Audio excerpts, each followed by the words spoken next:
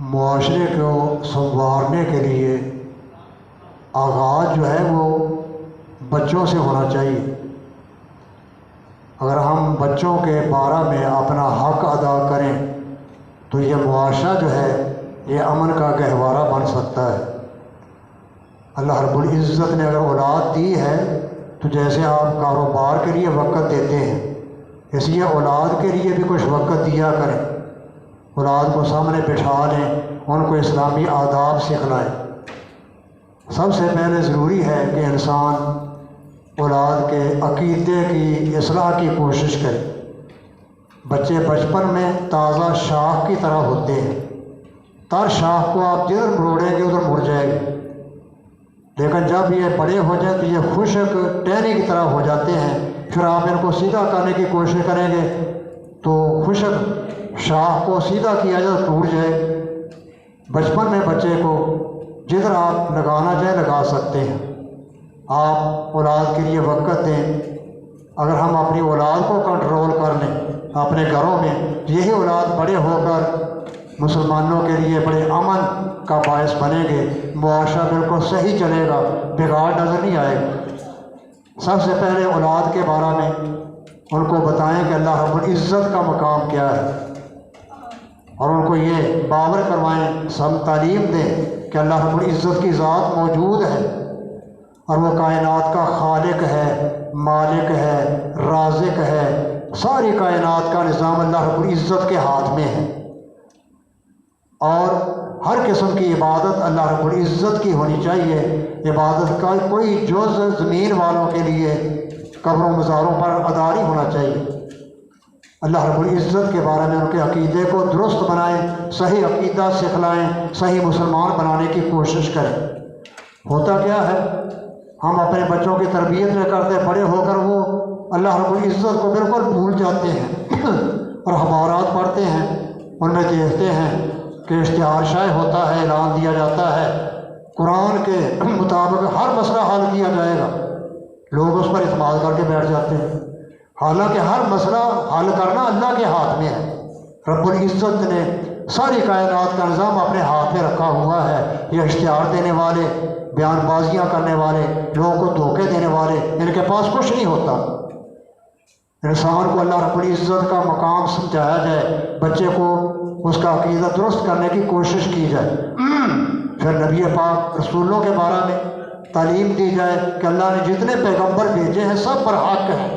وہ اپنے اپنے زمانے میں اللہ رب العزت کی وحی کے مطابق لوگوں کی اصلاح کرتے رہے ہیں، تربیت کرتے رہے ہیں، اور آخری نبی حضرت محمد رسول اللہ صلی اللہ علیہ وسلم اب ان کا زمانہ ہے۔ جیسے موسیٰ علیہ السلام کے دور میں ان کی بات ماننا ضروری تھی، عیسیٰ علیہ السلام کے دور میں ان کی شریعت پر عمل کرنا ضروری تھا، اب آخری نبی حضرت محمد رسول اللہ صلی اللہ علیہ وسلم کی شریعت پر عمل کرنا ضروری ہے۔ تو بچوں کو نبیوں کا مقام سمجھایا جائے، پھر آخری نبی صلی اللہ علیہ وسلم کے بارے میں تعلیم دی جائے کہ تم نے زندگی محمد رسول اللہ صلی اللہ علیہ وسلم کی شریعت کے مطابق گزارنی ہے۔ قیامت کے بارے میں بچوں کو سمجھایا جائے کہ یہ دنیا کا نظام اللہ نے بنایا ہے، بڑا سیٹ کر کے چل رہا ہے۔ یہ اللہ رب العزت نے 2-4 دن کے لیے نہیں بنایا، یہ دنیا کا نظام چلے گا، صدیوں چلے گا، آخر یہ دنیا ختم ہونی ہے۔ بچوں کو سمجھائیں قیامت کا دن آئے گا، ہر شخص مرنے کے بعد دوبارہ اٹھایا جائے گا، قرآن کریم کی تعلیم ہے، اور حساب کتاب کے لیے ہر شخص اللہ کے بارگاہ میں پیش کیا جائے گا۔ پھر اس وقت 2 ٹھکانے ہیں، جنت یا جہنم۔ جو اچھی زندگی گزار کر جائے گا وہ جنت میں داخل کیا جائے گا، جو بری زندگی گزارے گا، ظلم کی، لوٹنے کی، اغوا کرنے کی، دھوکہ دینے، ملاوٹیں کرنے کی، وہ جہنم رسید کیا جائے گا۔ بچوں کو بچپن، اس کا ذہن بچپن بالکل صاف ہوتا ہے بچے کو، اس کے ذہن پر آپ جو نقش کر دیں گے وہ اس کی موت تک وہ اس کے ذہن میں موجود رہے گا۔ اور پھر بچوں کی اصلاح بھی ضروری ہے کہ ماں باپ خود صحیح زندگی گزاریں۔ بچے اپنے ماں باپ کو دیکھتے ہیں کہ ہمارے ماں باپ کیسی زندگی گزارتے ہیں۔ اگر ماں باپ ہی نماز کے ٹائم میں سوئے رہیں، مرضی سے سوئیں، مرضی سے اٹھیں، تو بچے پر یہی عادت سوار ہو جائے، وہ بڑا ہو کر یہی کام کرے جو آپ کر رہے ہیں۔ نماز کی پابندی وقت پر کریں، اذان ہونے کی صورت میں ہر چیز کو خیر بات کہہ دیں، آپ کا بچہ آپ سے یہی علم حاصل کرے گا اور یہی عمل اس کی زندگی میں نظر آئے گا، وہ جو آپ اسلامی زندگی گزاریں گے بچہ ویسی زندگی گزارنے کی کوشش کرے گا۔ تو اولاد کے سامنے کبھی جھوٹ بولنے کی کوشش نہ کریں۔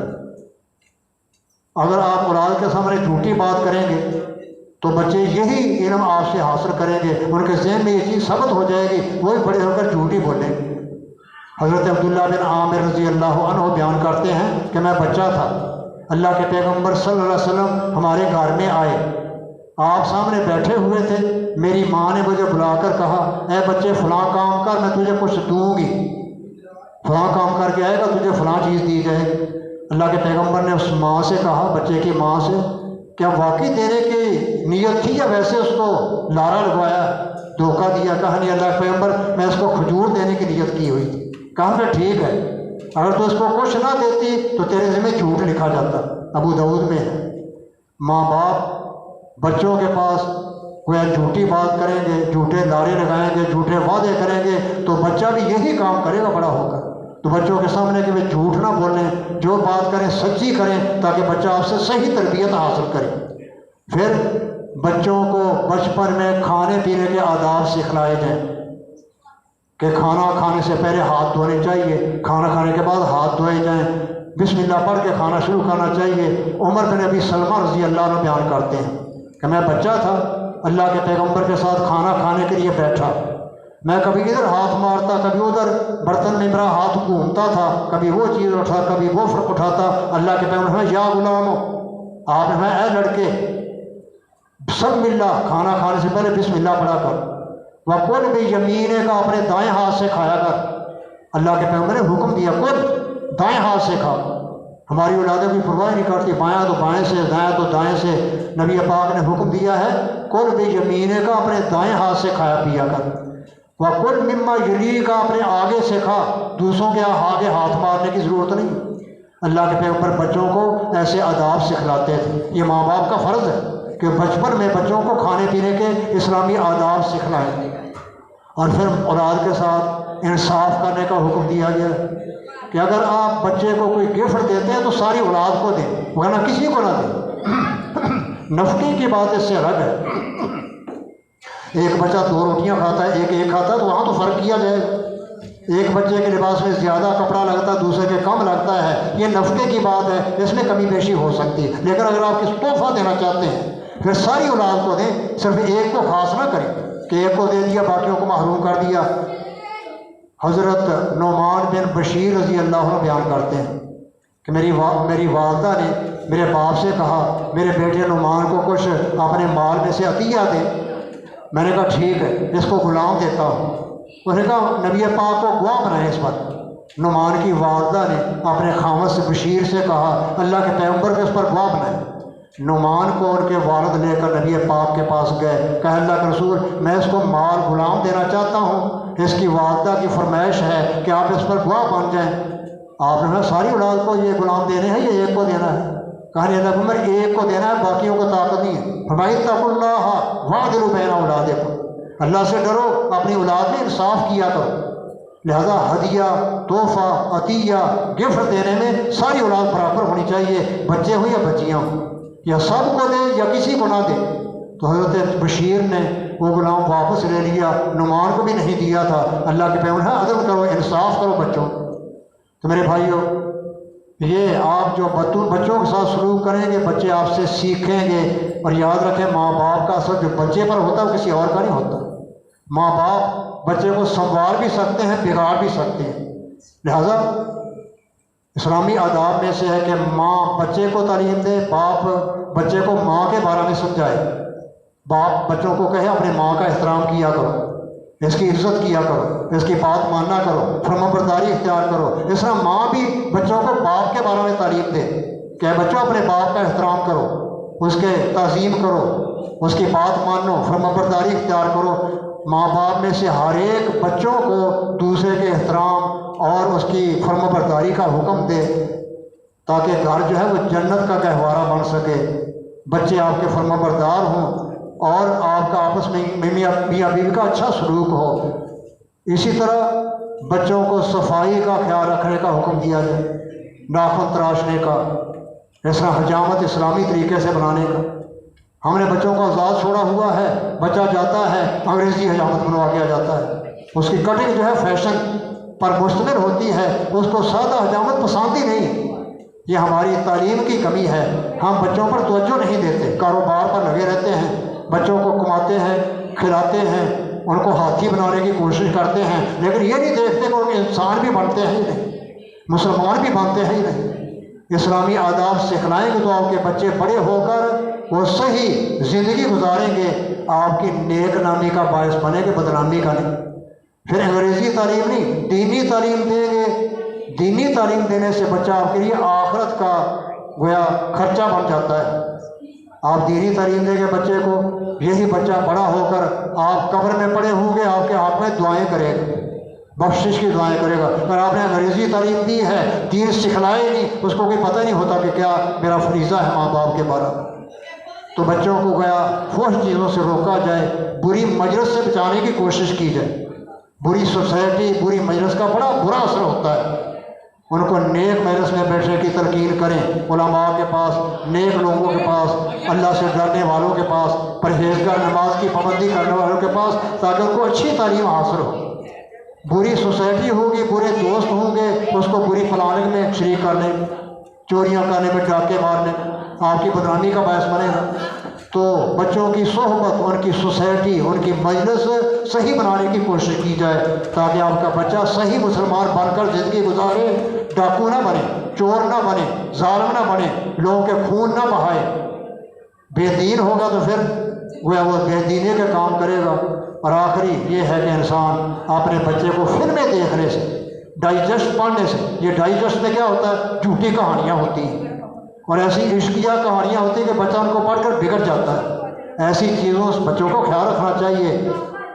जैसे आप अपने काम पर नज़र रखते हैं, बच्चों पर भी नज़र रखें कि वो क्या पढ़ते हैं, क्या सीखते हैं, उनकी इस्लाह करें। फारिग वक़्त में उनको वो चीज़ दें जिसको पढ़ें और उनको फ़ायदा हो, आपको भी फ़ायदा हासिल हो।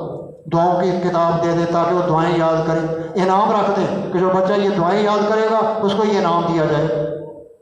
बच्चों पर तवज्जो देनी बहुत ज़रूरी है। बच्चों को तवज्जो दें, आपने बच्चों को संभाल लिया, मुआशरा बिल्कुल सही हो जाएगा। हुकूमत की मिन्नतें करने की ज़रूरत नहीं है, इस्लाम नाफिज करो, आप खुद इस्लाम नाफिज कर सकते हैं। और आखिरी बात यह है कि अपने बच्चों में अल्लाह से दुआ करते रहें, नेक दुआ करें। दुआ का, माँ बाप की दुआ का बड़ा असर होता है। फिर माँ की दुआ वो दिल से निकलती है, बाप की दुआ औलाद के हक़ में दिल से दुआ होती है। अपनी औलाद की इस्लाह के मुतालिक, उनके गोया सही ज़िंदगी से गुजारने के बारे में अल्लाह से हमेशा दुआ गो रहें, क्योंकि माँ बाप की दुआ दिल से होती है। बाकी लोग दुआएं करते हैं, हम मौलवियों से दुआएं करवाते हैं, उनको इतना एहसास नहीं होता जितना माँ बाप को है। मेरे भाइयों, मुआशरे की इस्लाह के लिए, हमारे मुआशरे को सही दुरुस्त सही लाइन पर चलाने के लिए बच्चों पर तवज्जो देना बहुत ज़रूरी है, और हमने उसको नज़रअंदाज किया हुआ है। आप देखते नहीं हैं, ये हमारी तरबियत छोड़ने का नतीजा है कि बालग हो चुका है, बैठा है टांग पर टांग रख के बातें करता है, हर बात पर गाली निकालता जाता है। कहीं माँ की गाली निकालता है, कभी बहन की गाली निकालता है, वह गालियाँ निकाल कर बातें करता है, अपनी ठाठ बनाता है, रोब प्रेशर डालने के लिए।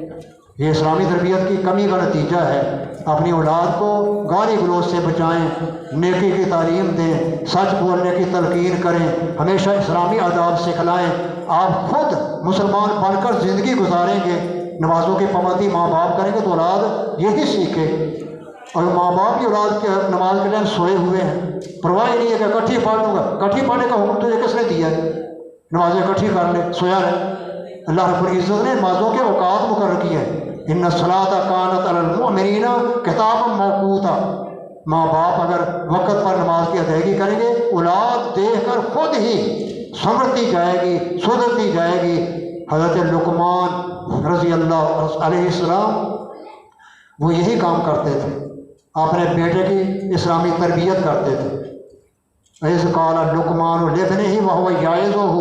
हज़रत लुक़मान अलैहिस्सलाम अपने बेटे को बिठा लेते हैं, वाज़ नसीहत शुरू कर देते हैं। सबसे पहले अक़ीदे का सबक सिखाते हैं। या बुनैया ला तुश्रिक बिल्लाह, है मेरे बेटे, अर्श वाला रब खालिक है, ज़मीन वाले सब मखलूक हैं, वो देने वाला है, बाकी सब लेने वाले हैं।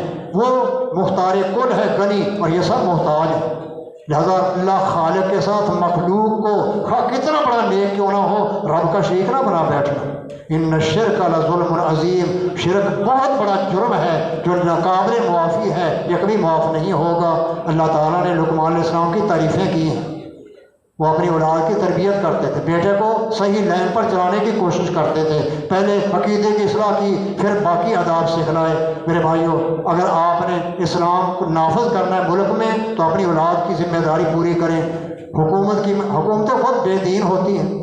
हमारे हुक्मरान सिर्फ नमाज को इस्लाम समझते हैं, ये नहीं सोचते कि हमारा फरीज़ा इस्लाम की तरबियत देना। स्कूलों कॉलेजों में अगर कुरान की तालीम आम कर दी जाए, नबी पाक की हदीसें सिखलाई जाएँ, आपके अखलाकियात की तालीम दी जाए, तो देखो मुआशरा कैसे सही होता है।